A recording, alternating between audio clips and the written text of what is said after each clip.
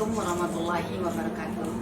Perkenalkan, nama saya Sofiani, CGP Angkatan 9 dari SMK Negeri 1 Gugu, Kabupaten 50 Kota. Pada kesempatan ini saya akan melakukan pra-observasi bersama teman sejawat saya, yaitu Susilawati, dengan mata pelajaran PPKN. Selamat siang Ibu Susi. Selamat siang Bu Sofi. Gimana kabarnya Bu Susi? Alhamdulillah baik. Alhamdulillah. Apakah Bu Susi punya waktu untuk bisa bercengkerama atau bercakap dengan kami pada kesempatan ini? Kita percakapannya tentang apa ya Bu? Oh ya, Bu Susi, saya memiliki tugas di dalam kegiatan pendidikan CGP saya, di mana saya akan melakukan suatu kegiatan yang namanya coaching untuk supervisi akademik. Nah, di dalam kegiatan ini ada 3 langkah yang akan kami lakukan. Yang pertama pra-observasi, kemudian observasi, dan yang ketiga pasca observasi. Jadi kali ini adalah kegiatan itu adalah pra-observasi. Nah, apakah Ibu bisa apakah Ibu punya waktu untuk kegiatan ini, Bu? Kalau untuk pra-observasi, insya Allah saya punya waktu. Ya. Oke Ibu, terima kasih. Nah, sebelum saya mengajukan beberapa pertanyaan nanti kepada Ibu Susi, tentu saya harus memberikan tujuan, ya, menjelaskan tujuan kenapa kita melakukan percakapan pada siang ini. Yang pertama, bahwasanya pra-observasi ini tujuannya itu adalah untuk mengetahui dan juga mengevaluasi jalannya proses pembelajarannya nanti yang kan Ibu Susi lakukan di dalam kelas. Nah, di samping itu juga bertujuan untuk mempersiapkan diri lebih awal agar nanti dengan adanya proses pra-observasi ini, maka Ibu Susi akan lebih percaya diri, lebih siap untuk melakukan proses pembelajaran di dalam kelas. Jadi nanti Ibu akan melihat saya mengajar di Iya, kelas. Susi. Nah, Jadi sebelum itu sekarang kita Ibu akan harus mempersiapkan apa-apa yang akan saya persiapkan sebelum Ibu melihat saya mengajar dalam kelas begitu. betul sekali, Bu Susi. Jadi nanti setelah kita lakukan pra-observasi ini, nanti Ibu akan lebih siap lagi nanti di dalam kelas, ya. Dan di sana nanti saya akan mengerti Ibu Susi dalam melakukan pembelajaran dengan studi kita. Baiklah Bu Susi, bolehkah saya memberikan beberapa pertanyaan kepada Ibu Susi? Silakan Bu. Ya, oke. Ibu Susi, apa sebetulnya tujuan pembelajaran yang akan Ibu Susi lakukan nanti di dalam kelas? Ibu nanti masuknya kapan Bu? Kapan waktu Ibu masuk itu? Tentu sesuaikan dengan jadwal Ibu Susi. Saya jadwal saya hari Senin itu masuk di kelas 12, itu kelas 12 TAP. Nah, itu nanti materi saya adalah tentang kasus-kasus pelanggaran hak dan pengingkaran kewajiban.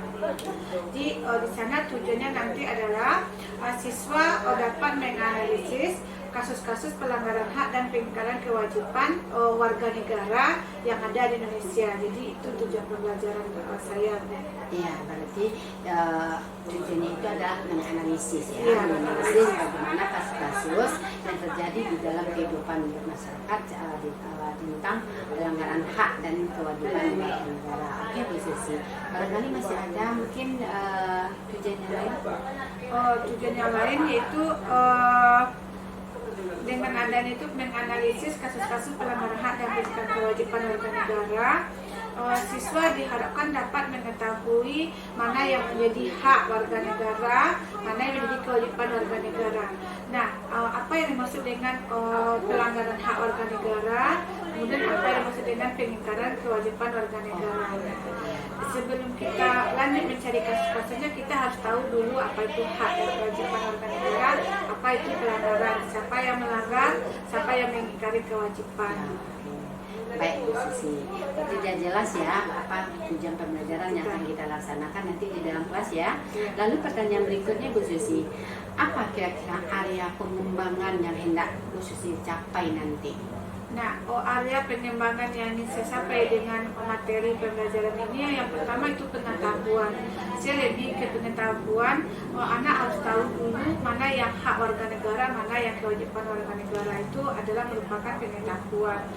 Kemudian menganalisis ini di sana juga harus ada pengetahuan dan juga ada keterampilan. Bagaimana cara dia keterampilan dia menganalisis kasus-kasus pelanggaran hak berdasarkan nanti kita melihat hak warga negara itu dalam pasal-pasal. Nah, jadi nanti kalau ada kasus, contohnya kasus tentang tenaga kerja, banyaknya pengangguran, apakah ini tentang kasus pelanggaran hak warga negara dalam pasal apa? Nanti itu yang akan dibahas oleh anak. Jadi mungkin ranah kita lebih ke kognitif atau pengetahuan.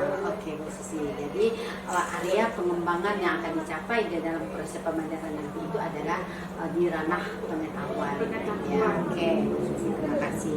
Kemudian selanjutnya pertanyaan berikutnya, Bu Susi, bagaimana rancang pembelajaran yang akan Ibu lakukan nanti di kelas? Maksudnya di sini apa strateginya, metodenya apa, tekniknya apa? Mungkin bisa juga kemudian bagaimana tekniknya dalam proses pembelajaran yang akan Ibu Susi lakukan nanti? Sesuai dengan rencana pelaksanaan pembelajaran yang saya buat. Jadi teknik yang dilaksanakan dalam pembelajaran ini, pertama pendekatannya adalah pendekatan saintifik, kemudian dengan model discovery learning. Jadi anak menemukan apa, menganalisis kasus itu nanti. Kemudian tekniknya nanti anak dibagi berkelompok.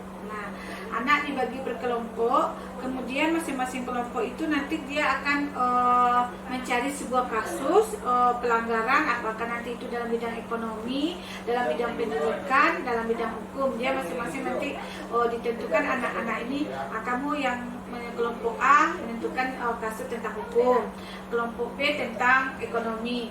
Nah, sudah dapat kasusnya, nanti mereka itu menganalisis dan membuat laporannya.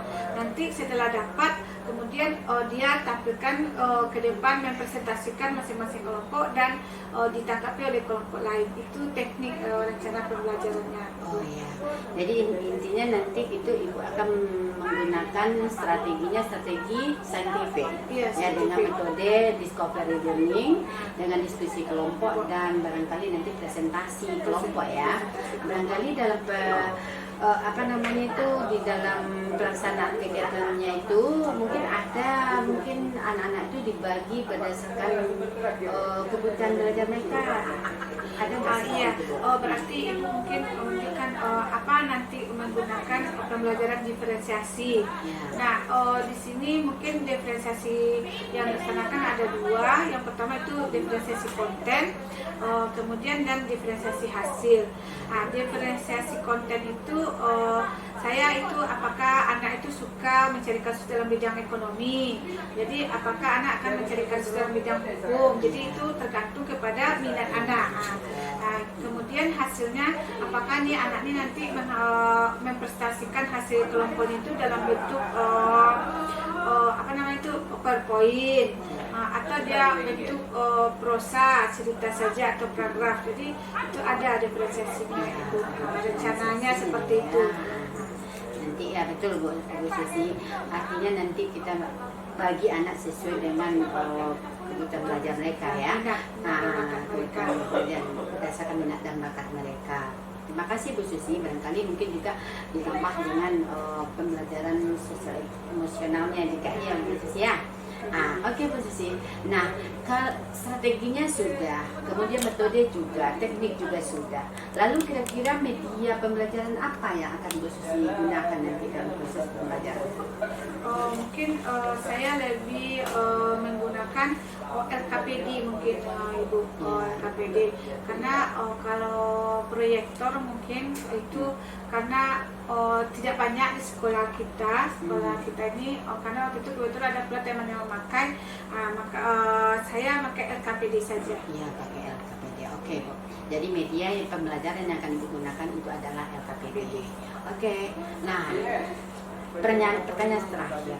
Kira-kira kapan Ibu akan melakukan pembelajaran tersebut? Barangkali harinya apa, waktunya kapan, kemudiannya jam keberapa dalam proses pembelajaran kita?